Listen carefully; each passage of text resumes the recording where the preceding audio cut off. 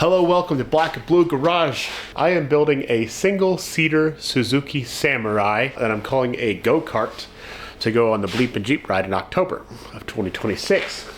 I just finished up all the electronics, the engine runs, and now I need to build a battery box so that I can mount the battery somewhere on this thing. To do that, I'm just going to use angle iron. The battery I'm using is a little bit bigger than the stock Samurai battery because I want to run a winch and some lights and stuff, and I want that battery to have enough capacity in order to be depleted and then charged back up. It's a theory. So I don't have like a whole lot of angle iron left in my scrap pile, but what I do have, you might recognize this as the cheap bed frame that you could buy at the mattress store for like, you know, $1,000. So this has some good angle iron on it, and I think I'm just going to use that. The battery that I'm using is a 7x11, so I want the solid piece to be the bottom, and I just want to cut 45-degree angle. I'm basically going to make some 45-degree lines on this. We could use chalk since I forgot my pen, and then we'll just kind of make a box. I'm going to make this one, yeah, we'll just make a box 7x11.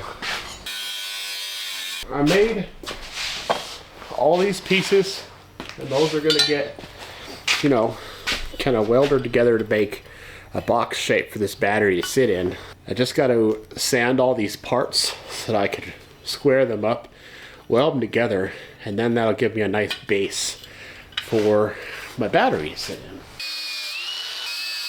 So now that I've got all these pieces cut, I'm going to lay them out and square them, make them nice and square. Now the battery that we're using is 8x11, so I want to make sure that this is still 8x11 when we're done.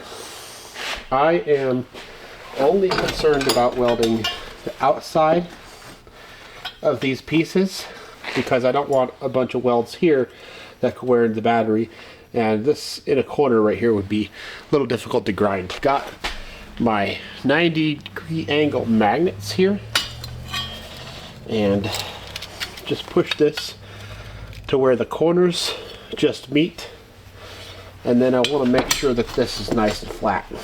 My table's flat, so that's going to be flat. I'll start tacking this thing together. Now there is a hole right here, so technically you could clamp these to the magnet, but this thing holds it pretty good. I'll probably weld this sitting upside down on here, and that way I can get a tack on the bottom and on the side, and that'll kind of hold this on the corner, and that'll kind of hold this in position so that when I weld it, it's not gonna, you know, get all out of square.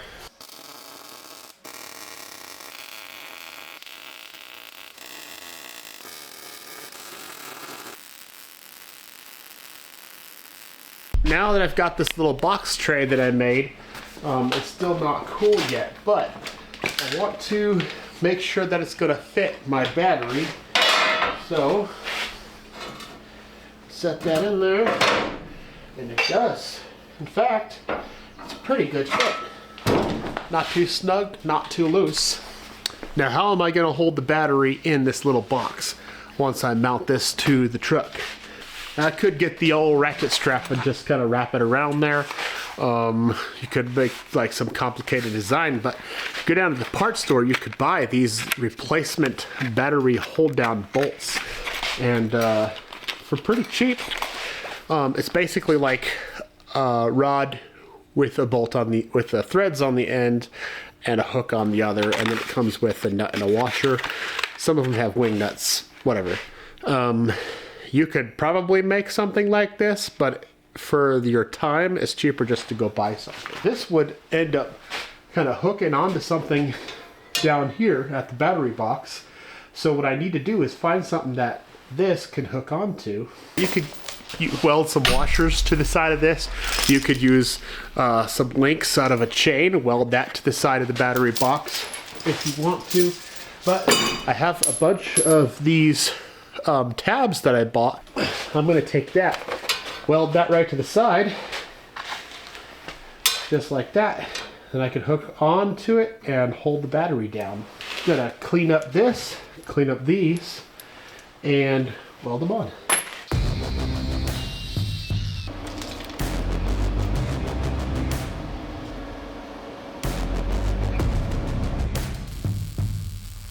That's going to allow the top piece to clamp the battery down to this, and so whatever this is mounted to, it ain't going nowhere.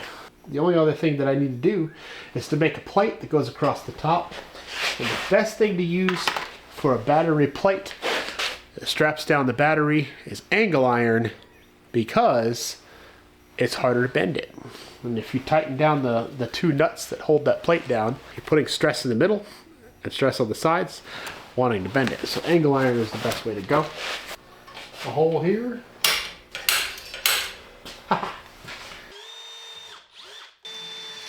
I'm excited to show you what we've got so far. In case you're wondering why I have the camera over there, it's because it's a cool shot. If you're new to this channel and you haven't seen previous videos, build something really neat to go on a ride with some sort of famous people.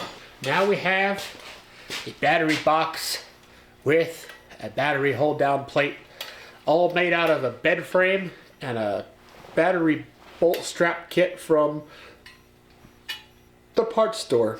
Now all I got to do is mount this tray onto the vehicle somewhere. Now you could absolutely insert a piece of sheet metal on the inside of this if you want to. I'm not going to, because I want the bottom of this to be able to drain some water, but there's nothing wrong with you doing that, especially if you're mounting this under a hood or in the trunk of a car or something. Make sure you vent your batteries, airflow to your batteries if you do that. But that's going to be good enough for this thing, and it's not going to go anywhere. I could have my battery sit right here or behind the seat. Either way, it's about a foot difference in battery cable length. But if I do it right here, it's going to be a lot easier to mount this. I could just weld it straight to the frame right there, and then make a piece that welds to the frame on the bottom of the front. That's just one option. Option number two is mounting the battery back here somewhere. If I mount the battery back here, I'm going to have to support it somehow off the side of the frame, and I'm not sure I want to do that yet, or at all. And then also it's going to have to sit a little farther back, because it's got to miss the seat and I got to be able to work on this. The reason for not wanting to do that, I'm planning on mounting this fuel tank right here, and I don't know how far back I want to mount that fuel tank.